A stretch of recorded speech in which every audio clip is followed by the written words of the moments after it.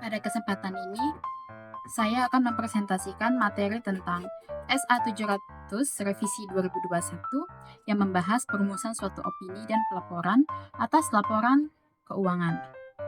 Standar ini sangat penting karena menjadi dasar bagi auditor dalam menyatakan opini atas kewajaran laporan keuangan suatu entitas. SA 700 merupakan standar audit yang mengatur bagaimana auditor merumuskan opini serta menyusun laporan auditor independen. Tujuan utama dari SA 700 adalah untuk memastikan bahwa opini auditor disampaikan secara jelas, konsisten, dan dapat dipahami oleh pengguna laporan keuangan.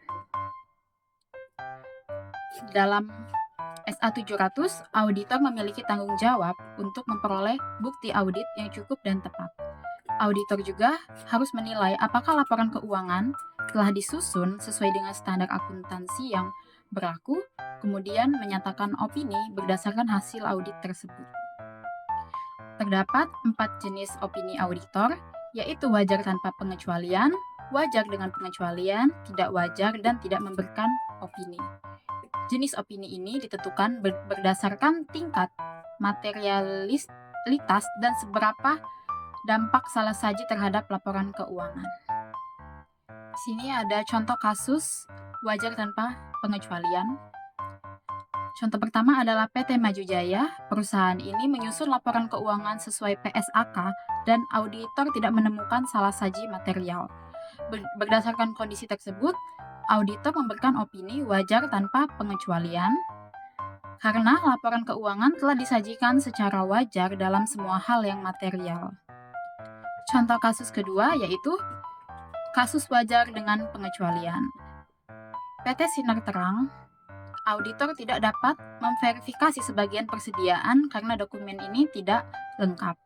Namun, akun lain tidak bermasalah. Dalam kondisi ini, auditor memberikan opini wajar dengan pengecualian karena terdapat salah saji yang material tapi tidak menyeluruh. Kemudian ada contoh kasus tidak wajar, yaitu jika kesalahan pencatatan sangat material dan mempengaruhi hampir seluruh laporan keuangan, auditor akan memberikan opini tidak wajar. Namun, apabila auditor tidak dapat memperoleh bukti audit yang cukup akibat pembatasan ruang lingkup, maka auditor menyatakan tidak memberikan opini. Jadi kesimpulannya, SA 700 menjadi pedoman utama auditor dalam merumuskan opini dan menyusun laporan audit.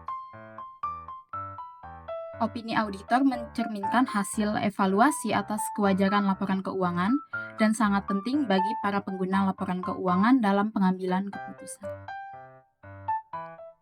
Jadi SA 700 Revisi 2021 mengatur perumusan opini dan pelaporan auditor atas laporan keuangan.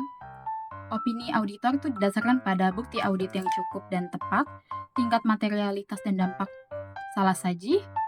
Kemudian terdapat 4 jenis opini auditor sesuai kondisi audit. Opini auditor penting bagi pengguna laporan keuangan dalam pengambilan keputusan.